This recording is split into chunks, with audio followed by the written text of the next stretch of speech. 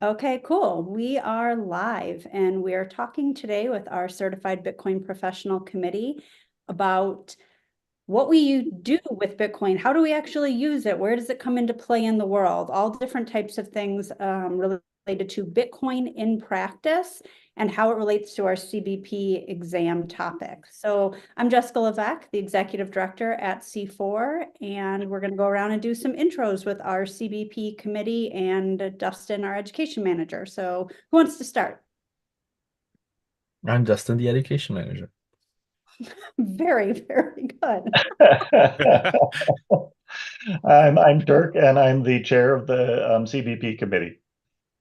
I'm Hunter Albright, a member of the CBP committee as well, and an educator and practitioner in the crypto space. My name's Rodney MacInnes. I'm a CBP committee member as well, and AML Compliance Ninja and COO at Outlier Compliance Group. And unfortunately, we do have a couple people on the committee who can't make it today. One of whom is our newest member, Dawdu, and I always mangle his last name, so I'm just going to say the Bitcoin source if you are familiar with the podcast. Had unexpected issues come up here. Was really looking forward to joining us as this is would be his first live stream, but we do have some input from him later on anyways. So I just want to say that and welcome Dawdu to the CBP committee.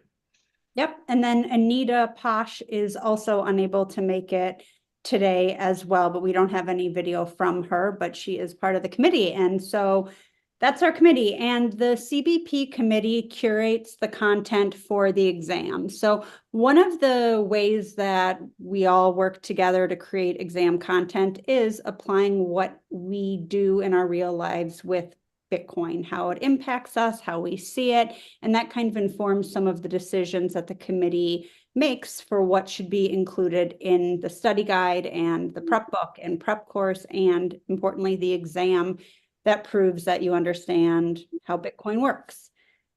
So let's start with Bitcoin basics and just decentralization in general. So the reason that Bitcoin is decentralized is because it has many advantages, and this comes to play in a number of different ways. Dirk, do you want to talk a little bit about decentralization, global access, and what that looks like in the world? Yeah, absolutely. This was one of the things that that really excited me when I first started getting into to Bitcoin and blockchain and crypto in general. About the way it worked, and was one of the things that really kind of drove my passion for learning more about it. And I think that's kind of the overall story here today is what are those personal things for each of us that brought us into the crypto realm or made us interested and excited about the crypto realm, and then how do those kind of tie back, like Jess said, to the exam. So for me, one of the things really was when I just fully grasped the potential impact of the decentralization, the fact that there is no trusted source in the middle, that if I'm going to send money to Rodney, it just goes straight to Rodney and lands in his lap. And a couple of the areas, specific stories around that got me really excited. There's a movie called Banking on Africa, a documentary called Banking on Africa, that I watched early on. That one of the things that they were doing there in Africa, if an electric bill isn't paid, they turn off the electricity, and it doesn't matter who it is that needs that electricity. That includes schools. And so there's a guy in that movie who's going around and he was setting up basically wallets connected directly to the electric meters at the schools. And you could send Bitcoin from wherever you are in the world directly to that meter and literally turn the lights on in that school. You could literally watch the lights being turned on in that school. And the idea of having that direct of a relationship with the source of where you're sending your or the destination where you're sending your money, that direct and that immediate anywhere in the world, I thought was just really amazing. And kind of related to that, um, and I can never remember the name of the hurricane, but the hurricane that like wiped out Haiti a few years back. I remember reading just endless stories about the massive volumes of corruption that were going on in charitable donations. So you're giving money to Red Cross, right? And not only is there the understood and accepted, hey, Red Cross has some administrative, cost and stuff, so they take a piece of that out, but then it has to go through the banking system to get moved from here or wherever you are to Haiti, and it goes, they take their piece of it out, and then once it landed in Haiti, in that particular case, there was just some horrible corruption both in the banking and the government to actually get those funds out to the people that actually needed the money, right? That actually needed the resources that were going to be bought with that money. And just a very small fraction of the money that was donated by people all over the world actually made it to help people there. And it was the first place I really saw some Bitcoin-based charities being set up where you could send Bitcoin and it went directly to the people on the ground there that were trying to help the people. And again, just the like I said, it's, you can talk about decentralization in a very kind of abstract way and globalization in a very abstract way.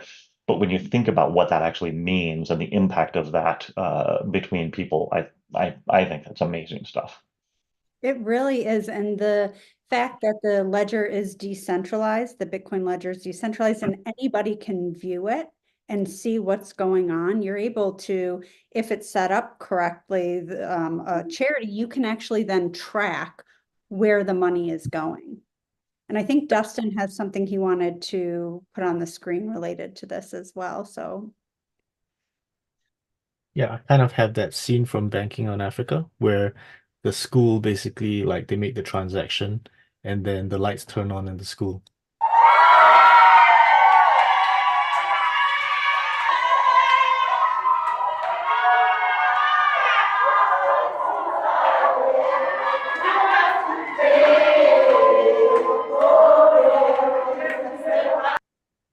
Yeah. I love that. Like I said, like the direct impact, right? The immediacy and direct impact that you could have anywhere in the world. It gives me chills still. I haven't seen that documentary, and I'm going to add that to my list. I put a link in YouTube because it is available for anyone, but just you hear the excitement and you think of all the good things that the technology can be used for. And then we think of the people, the naysayers, and these are the things. It's like, do you know that this is what it can do though? Because when you really see It's it, all just crime, Jess. It's all crime. That's all it's used for is crime.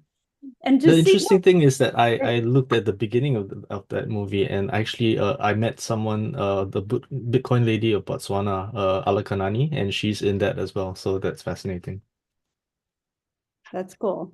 Well, And anybody that is interested in the kind of Bitcoin and charity side of things, we actually did a live stream like a couple months ago, I think it was, with Ann Connolly and Jason Shim, who wrote a book called Bitcoin and the Future of Fundraising, which goes into tremendous detail and is really interesting. So if that kind of sparks your interest, that's definitely A, something to listen to, and B, something to read.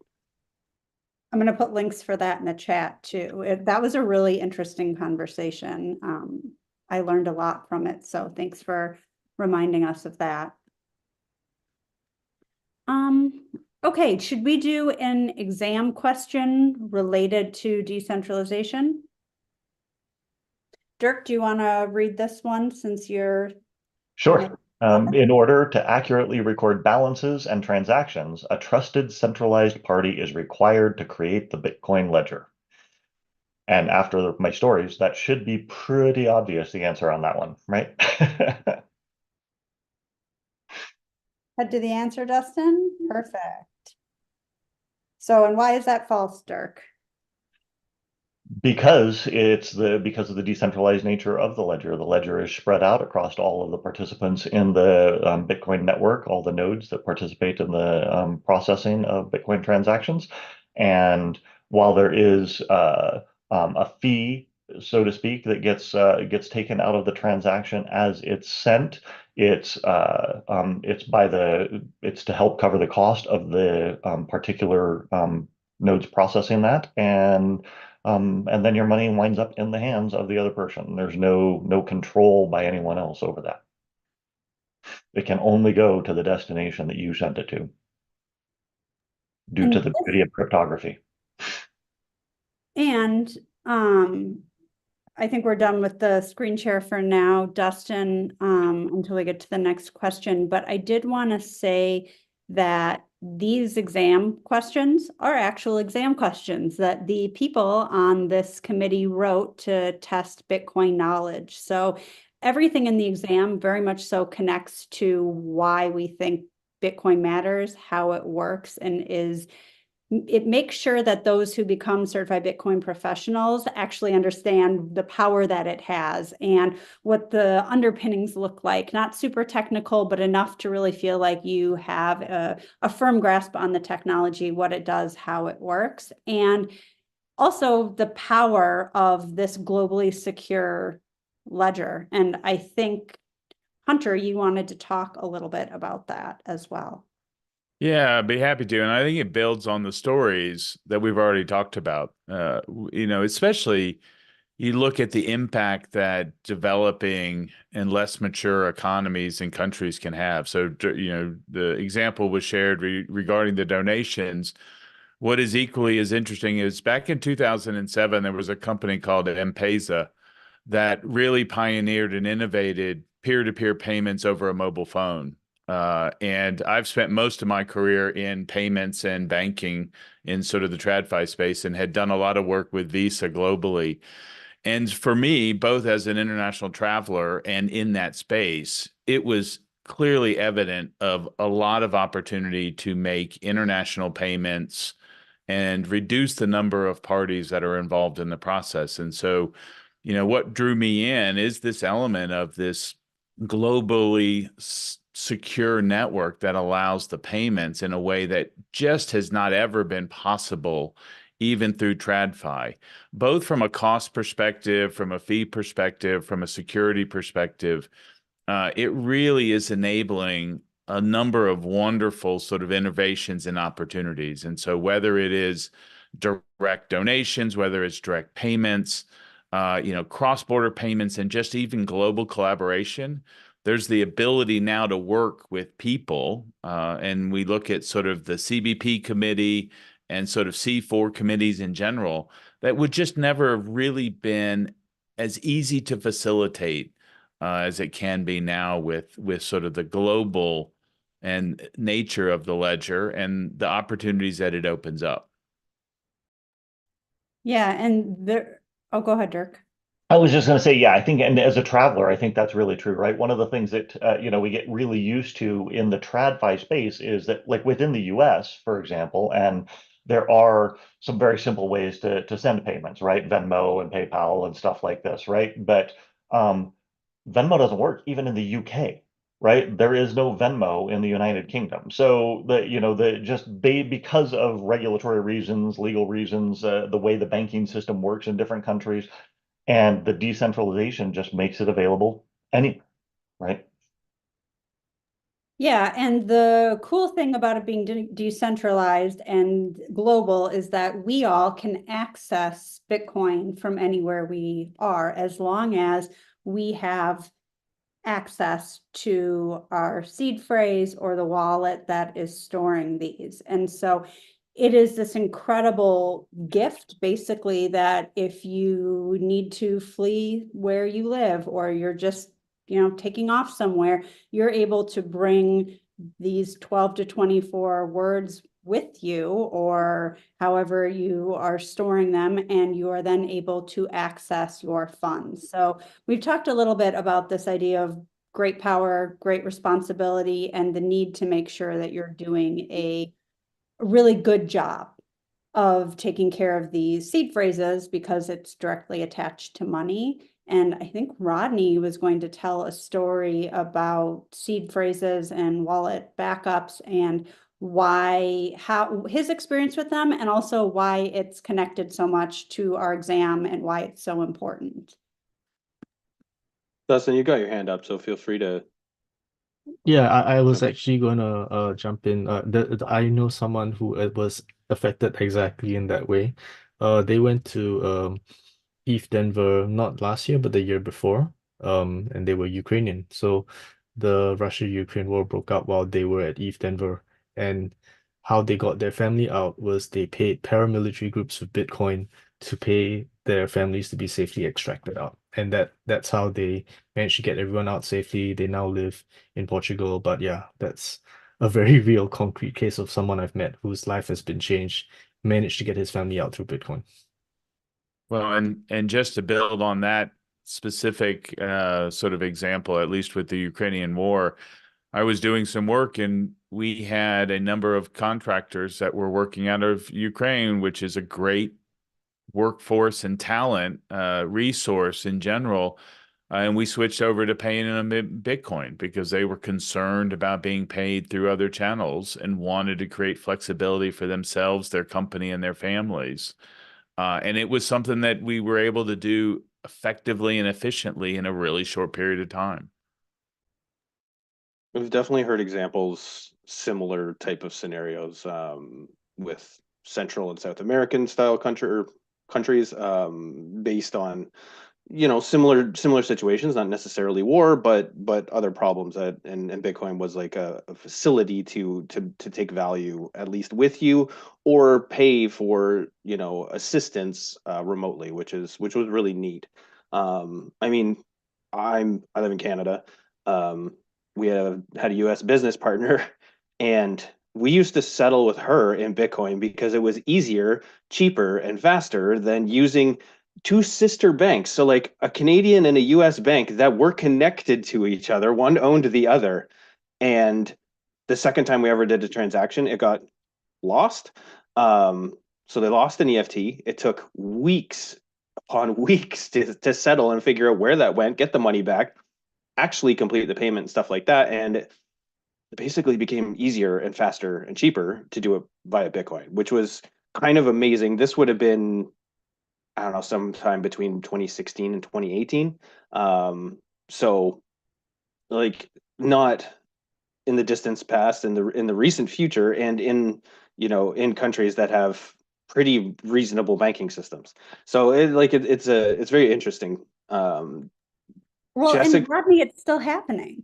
oh, Like absolutely. you're saying in 2016 or 2018, this is still a situation. C4 is a Canadian nonprofit. I live in Chicago in the United States, and I'm actually not that far from Toronto, which is where we were founded. And yet, that 8-hour car drive is in fact problematic in terms of just getting paid through fiat. Luckily, we use crypto, but it's the same sort of thing where all of the hoops to jump through. How long is this going to take for the funds to clear? It is very challenging. So thank God for Bitcoin. Back to key management. One of the first kind of lessons in Bitcoin is, you know, the not your keys, not your coins.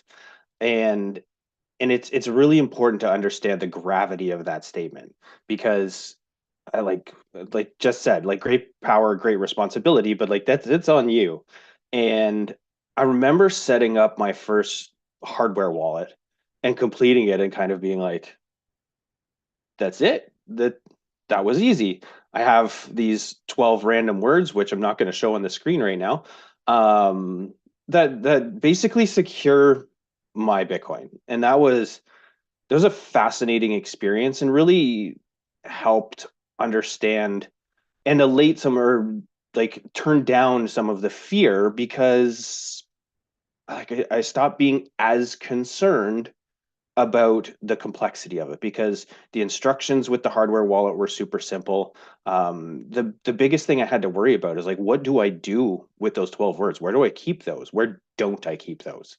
And so that was, you know, that was a good learning experience. It was very positive. As far as my confidence goes when dealing with crypto, the thing I would like suggest, because you don't want to do this when there's money on the line, is once you set up your hardware wallet, wipe it, shut it, reset it, factory reset it, plug it back in, take those 12 words and rebuild your wallet.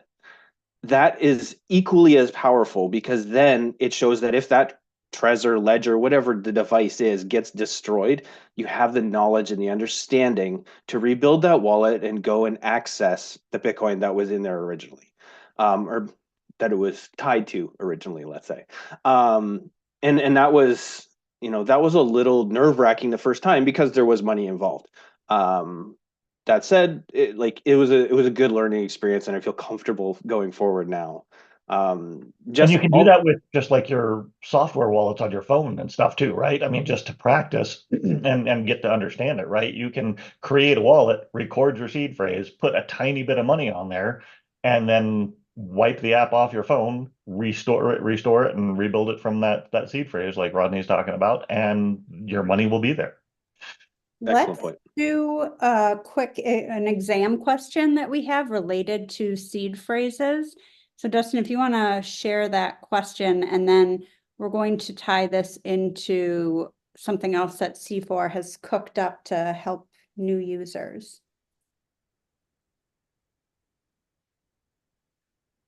So the question that Dustin's going to pull up in a second is directly related to the security.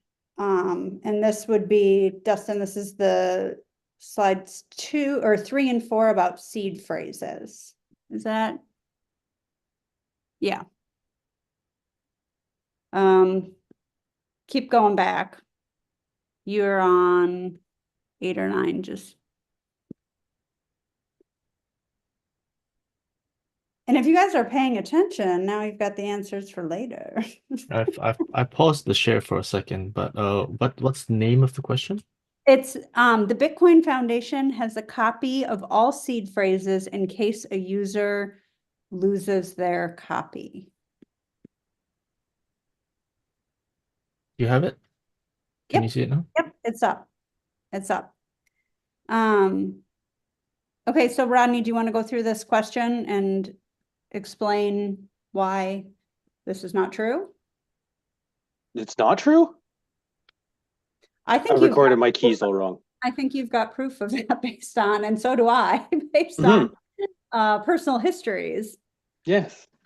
So no one other than yourself and some lucky person you decided to share your seed phrase with will ever have a copy of your seed phrase. That is something that is just for you, because you can kind of think of it as like a bearer instrument. So whoever owns those keys has access to control those coins. So if you gave your seed phrase to anyone else, they would have the ability to access your wallet and facilitate a transaction to move whatever Bitcoin you had in there. So this answer is false. In fun experiences, I had a software wallet I kept on my phone that I used to give people their first crypto way back in the day. And I used Dogecoin because Dogecoin was extremely cheap. It was easy to use, and it was fun. Like I said, still today, everybody loves Dogecoin because Doge. So I had some Doge loaded onto my phone that I used to, when people say they've never had crypto before, that was what I would do, is I would send them, spin up this wallet. I would talk through it with them, help them understand, and then send them a little teeny tiny bit. And then similar to like Dirk said, I would say, go home and try and delete this wallet or this app and reload it and see what happens. So I had like some Doge, like not a small amount, but not a ludicrous amount on my phone that at the time was only worth like maybe a couple $100.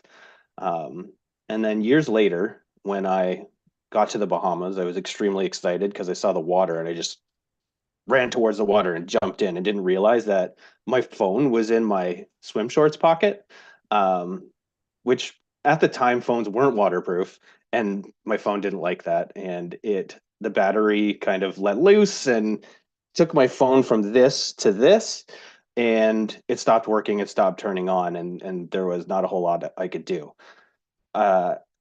Because I only had Doge on it, I never backed the wallet up because it was on my phone. I didn't treat it securely because of that and never took it seriously. And so I never backed that up. So when I came out of the ocean, let my phone dry, watched it explode, basically.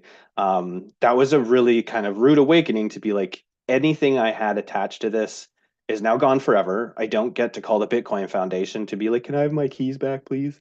It's just gone. And like, thankfully, at the time, that wasn't an expensive lesson until Elon Musk started tweeting about Doge, and then it became a expensive lesson. But lessons learned, and now I know to make sure I back up my seed phrases, even if I don't think it's for something important.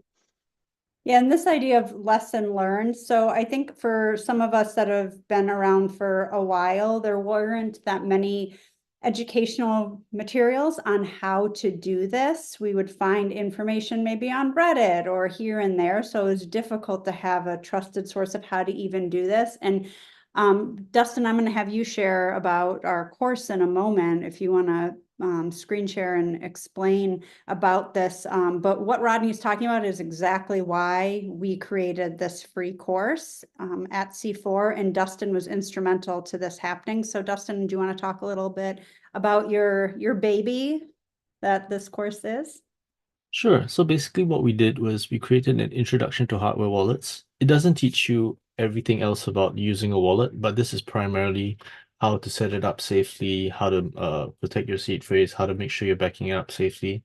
And good thing about what Rodney mentioned earlier was that, resetting it, that's actually part of our steps, which is you back up your entire seed phrase, but now we're going to make you reset your device because you ensure that you have gone through the process and you ensure that you've backed it up correctly. And if you haven't lost anything, because you backing it up or restoring it from a hardware device tends to be a little trickier because you enter it on the hardware device. That's the whole point of doing it, so that it's secure. And entering a seed phrase through, those little devices and tiny screens is a little challenging. So you don't want to do it when you have value at risk. You want to do it when I've just finished setting it up. Let me see how I'm going to restore it. So the course curriculum includes things like downloadable resources, where we even have checklists for your seed phrase storage, how to make sure that you're protecting your seed phrase from being substituted out, because you might save it somewhere, and if someone steals it and you think it's there, they have your seed phrase and you have no idea that you're using a wallet that someone else has. So there are steps you can take to make sure that your seed phrase hasn't been substituted out of your safe or wherever you're storing it. And then we've got, a glossary, and we've got a setup checkout list as well. So this is the free course. And yeah, we're really happy that we have a way of like onboarding people and making sure that they're using the hardware wallet safely. Yeah, thank you so much, Dustin. And for the deeper dive into like really how do private keys work, which are related to seed phrases and all of that, that's the next step, which is the CBP course and prep book, which prepares you to take the exam.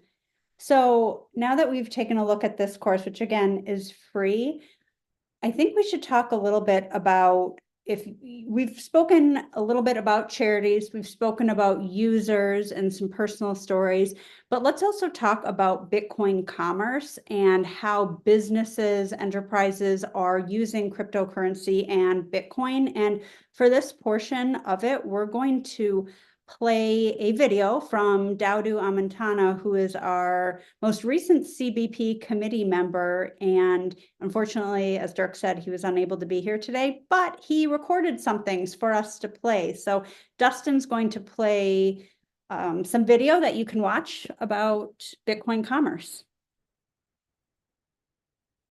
Hi, everyone. My name is Dawdu Amantanah, and today we are going to talk about Bitcoin commerce in preparation for the Certified Bitcoin Professional Exam. I will delve into the realm of Bitcoin, a pioneering digital currency that has captured global attention.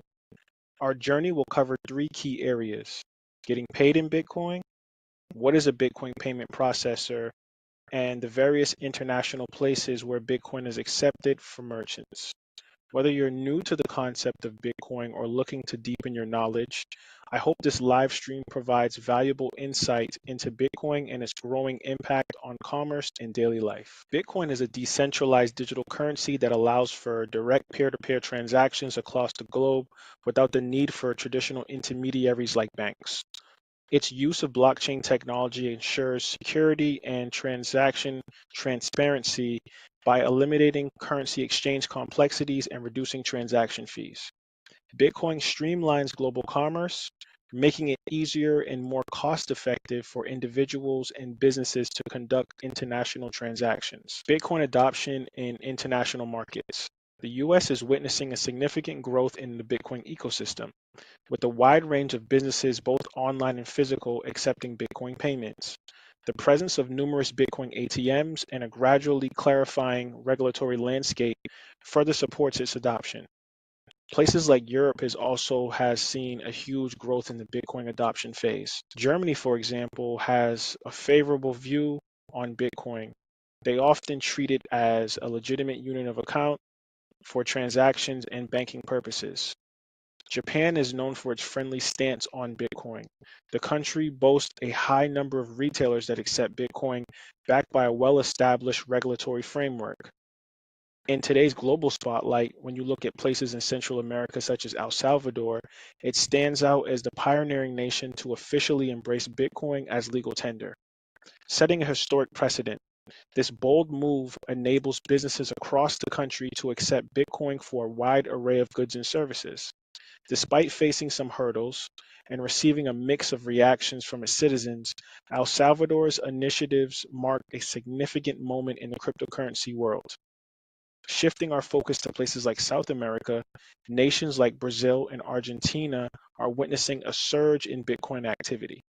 In these countries, Bitcoin is increasingly being used as a financial safeguard against local currency fluctuations, signaling a growing confidence in the digital currency space as a staple in commerce, even though they're not yet officially recognized as official legal tender. Over in India, India is ubiquitous for using gold as a store of value, for example. The digital currency landscape is thriving, with a substantial and expanding community of users. Amidst its initial uncertainty with the regulatory backdrop issues, recent government actions suggest a move towards clearer guidelines, potentially paving the way for Bitcoin to become more integrated into the Indian market. Lastly, turning our attention to places like Africa, Nigeria, and South Africa, for example, are at the forefront of the continent's Bitcoin adoption wave. This trend is fueled by the need for remittances, investment opportunities, and an alternative to the challenges posed by local currency volatility.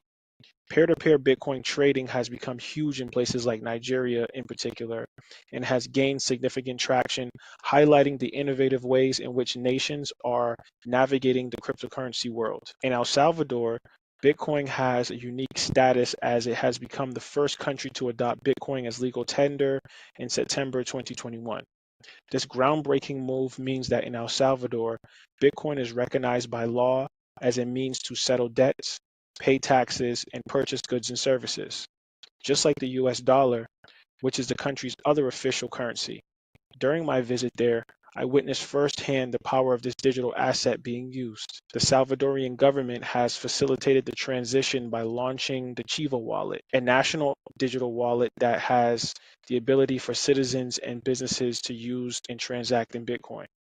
Merchants have been encouraged to adopt this system to accept payments, but other wallets like the Blink wallet, for example, have shown massive adoption in the country. For merchants in El Salvador, this transition to accepting Bitcoin involves adapting their businesses to operate within a dual currency system, that being Bitcoin and a dollarized currency.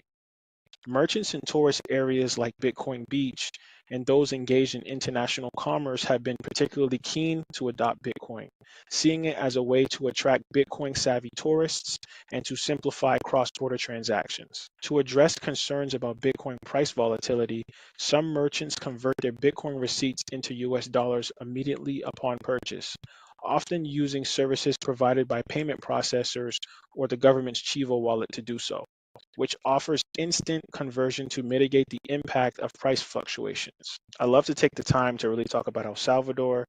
I had the ability to go down to the country myself and witness being in a place where Bitcoin is adopted as legal tender. In El Salvador, Bitcoin has a unique status as it has become the first country to adopt Bitcoin as legal tender in September 2021. This groundbreaking move means that in El Salvador, Bitcoin is recognized by law as a means to settle debts, pay taxes, and purchase goods and services. Just like the US dollar, which is the country's other official currency.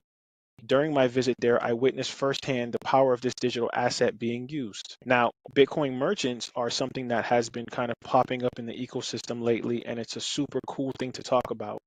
A lot of people believe Bitcoin is universal amongst Salvadorians, but that isn't the case. Most taxi drivers and merchants, at least when I went to the country in late November 2023, I believe that this was a lack of education and them being somewhat in fear of the technology of Bitcoin. A lot of people did use the currency, but a lot more were not using it. So I spent a lot of time educating people on the benefits of Bitcoin, despite the ups and downs of the price changes.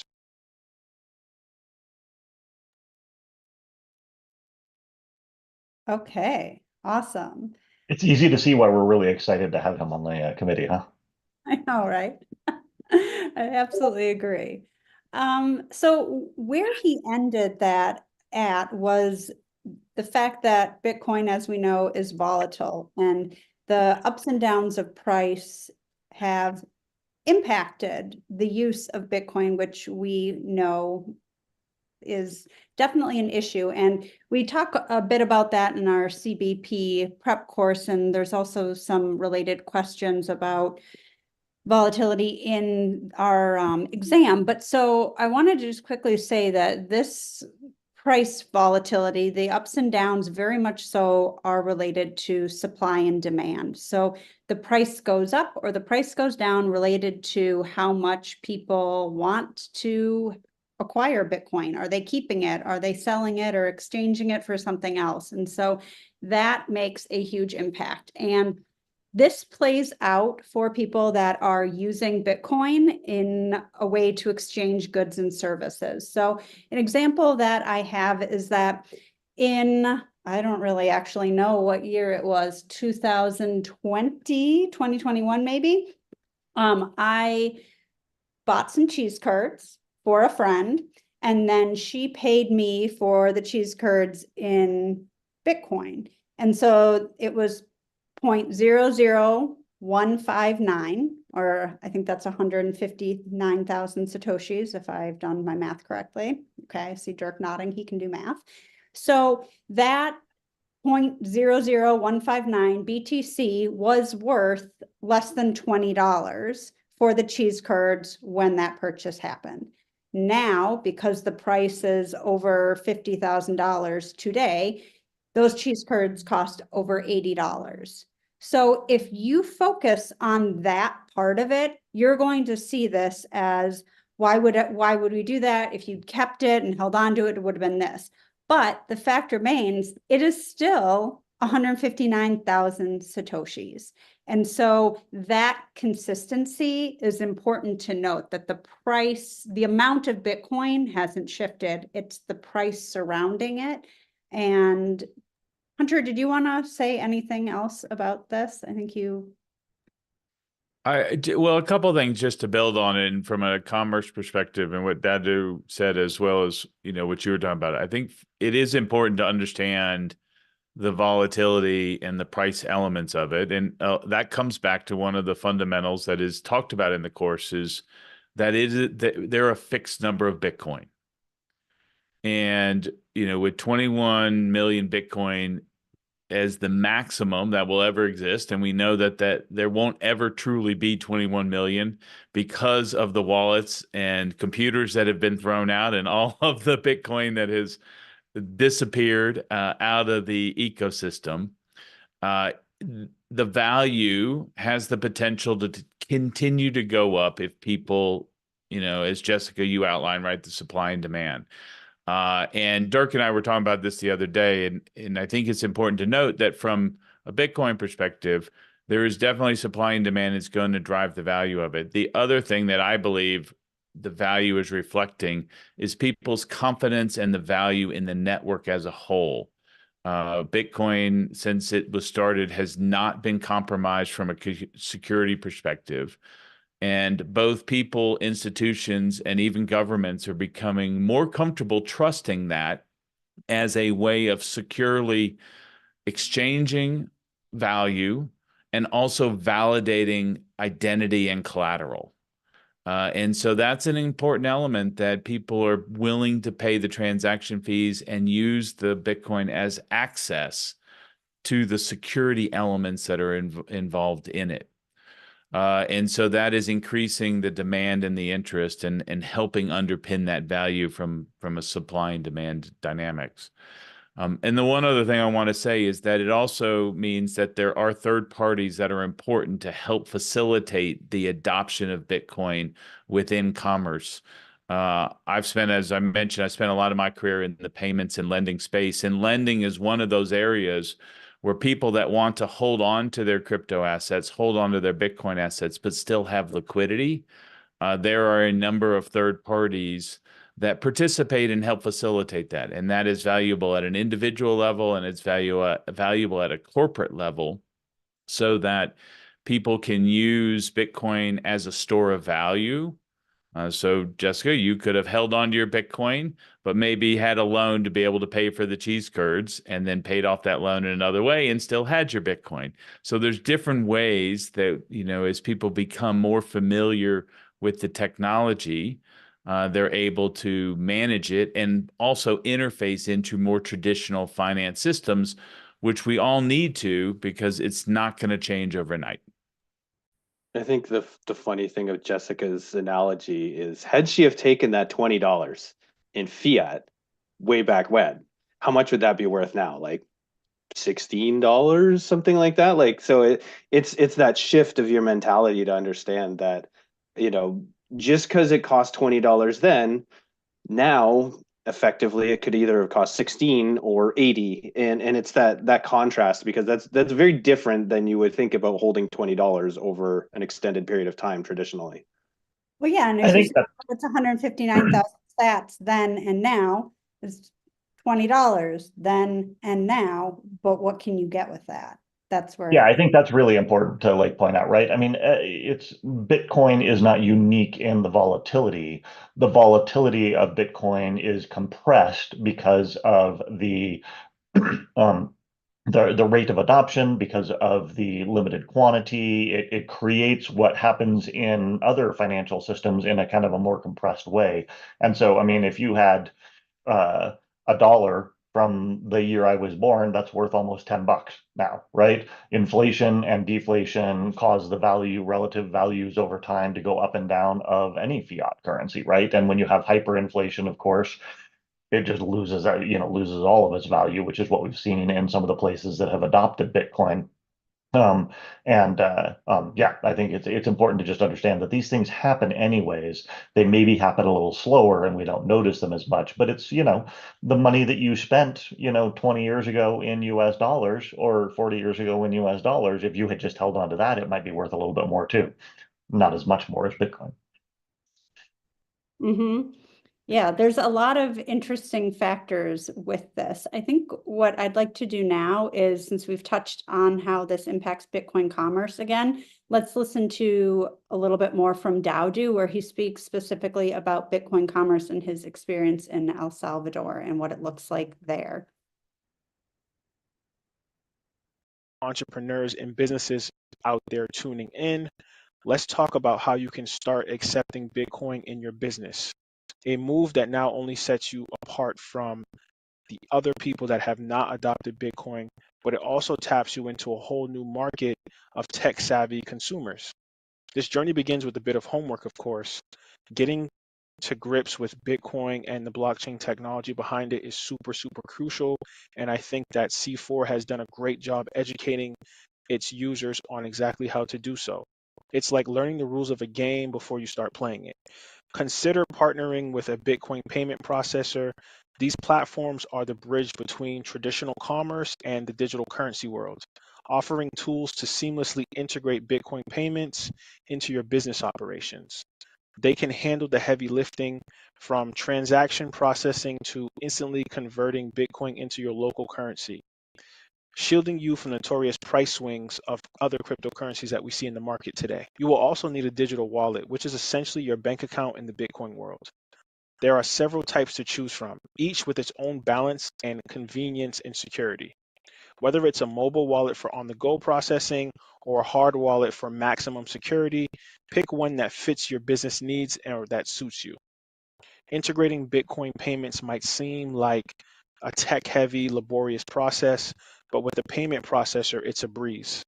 They provide everything from plugins for your online store to QR codes for in-person transactions. It's all about making it as easy as possible by tapping a card or by scanning a phone. But it's not just about the back-end setup. It's also about bringing your team and customers on board. Make sure your staff knows the drill about the processing Bitcoin payment side of things, and make sure that they shout from the rooftops to let your customers know that they have this new payment option. Security, security, security is super paramount during the merchant Bitcoin adoption process. Protecting your digital wallet and transactions is akin to locking up a cash register safely at night when you're done doing business. And don't forget about the legal side of things. Staying on top of tax obligations and regulations is just as important with Bitcoin as it is with traditional currencies. Lastly, consider how you'll handle returns or refunds. Since Bitcoin transactions are final, having a clear policy that will help navigate those waters will also help you to be a better merchant adopting the Bitcoin wave. There are 5 tiers to Bitcoin payment processing: conversion, security, compliance, integration, and settlement, making it possible for businesses to tap into the growing pool of consumers who prefer to use digital currencies instead of fiat currency, thereby broadening their consumer base and pushing their boundaries of Bitcoin adoption in everyday commerce. The potential for Bitcoin in the commerce section is vast, with opportunities for growth in areas like international trade, micropayments, and financial inclusion. As technology and infrastructure continue to evolve, we can expect to see more initiatives and innovation use cases increase as adoption of Bitcoin becomes more prevalent in the commerce section.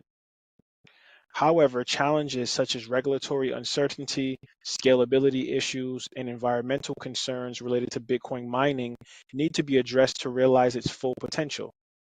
The ongoing development of solutions like the Lightning Network, aimed at increasing transaction speed and reducing costs, indicate a positive trajectory towards overcoming some of the hurdles that Bitcoin is currently facing. Encouragingly, the dialogue around Bitcoin is becoming increasingly sophisticated, with stakeholders from various sectors emerging and discussing its future. For those curious about the world of cryptocurrency and Bitcoin, now is the most exciting time to dive in, study, learn, and get your certification from C4. Even contributing to the future of Bitcoin is also possible. As Bitcoin and other cryptocurrencies evolve, staying informed and adaptable will be key. The journey of Bitcoin commerce is just the beginning, and its trajectory offers a fascinating glimpse into the future of money and transactions. Thank you. Okay. Any additional thoughts anyone wants to jump in about Bitcoin commerce and payment processors, anything related to that? Well, one personal story was there was once that I had to buy a Chrome extension, and it wasn't like a Chrome extension that you could easily get from the Chrome store. It was a bunch of Turkish developers, and I offered to buy it from them. Like, okay, if you pay us in PayPal, it's like $104. But if you pay us in Bitcoin, it's $98 because, we don't get screwed on PayPal fees. Makes sense. Hunter, Well, did and you? just in building on what Dustin said, from a commerce perspective, oftentimes people are willing to provide a lower cost for the Bitcoin because they appreciate the potential value appreciation of the asset. And so seeking out near-term opportunities, potentially you can get a cost discount because of people's belief and confidence in the value, the improved valuation of Bitcoin over time. They appreciate the appreciation. Well said, Dirk. So all of this information about Bitcoin payment processors and Bitcoin commerce is a part of our exam because this is so important to know and understand if you are working in this space or if you're part of the Bitcoin commerce or commerce in general, it's so important to understand how it all relates, how to use it safely, and what to really do with a payment processor for Bitcoin. So why don't we take a couple exam questions about Bitcoin payment processors?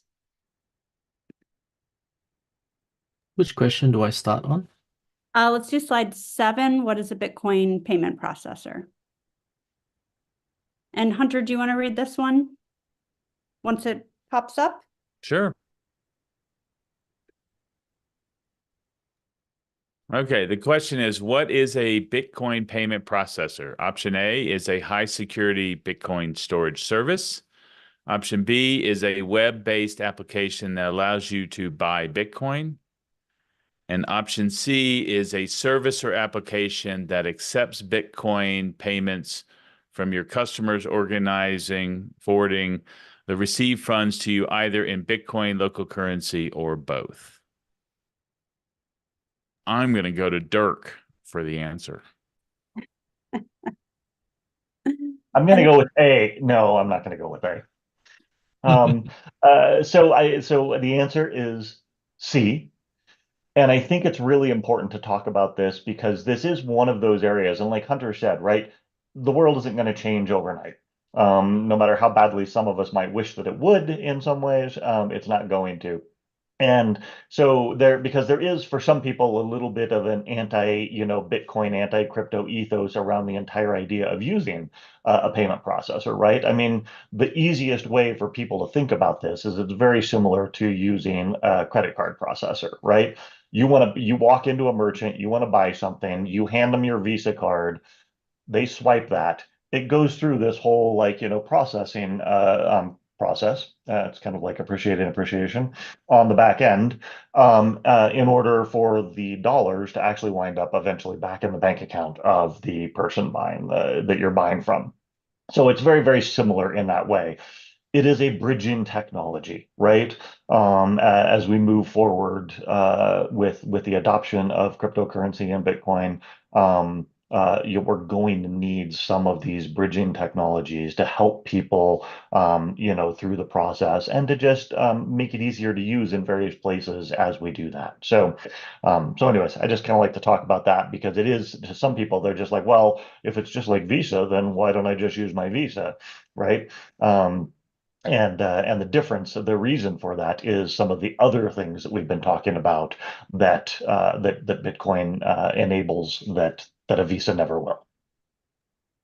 Yeah, and just to build on that, is it really can open up new opportunities and new audiences for businesses to serve by being able to accept those payments, even if the business owner doesn't have all the expertise. And what I think is exciting about it is it does provide a bridge, a ramp for you to start to get involved in the ecosystem, start to develop trust over time, as well as you develop your own expertise, either through both the participation as well as then starting to do things like the CBP, so you develop your own skill base.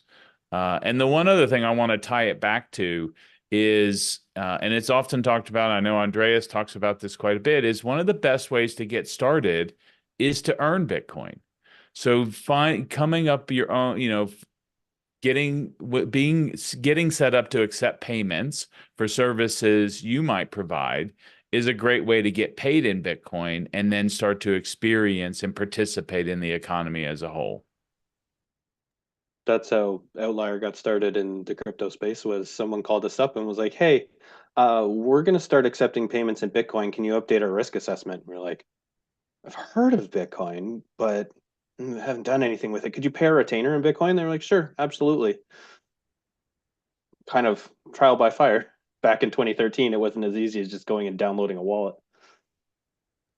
Well, yeah, and Dustin's showing some payment processor options, but one of the exam questions we have is whether or not you need to use a payment processor. And so do we have to use this third-party Bitcoin payment processor, or what can we do to not use this? What are the other options? Learn? So this is an exam question because it's super important to know that there are so many options out there that you can use and maybe you want to, but there are other things that you can do as well that you can, as Rodney astutely put, learn how to do. So what is an option of how you can get paid without using a payment processor? What if I wanted to pay Dirk for a coffee? Would I need to go through a payment processor? I would not. Dirk, what could I do to just quickly send it to you?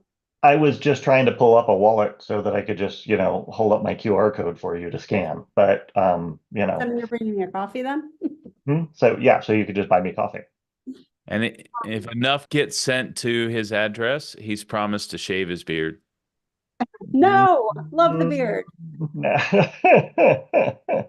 So the point is that you can just use a simple wallet to pay somebody. Payment processors can Right. assist with a number of different things, but you can just use, okay, Rodney's got his QR code up. You can just be paid with your wallet. Payment processors can help with a lot of different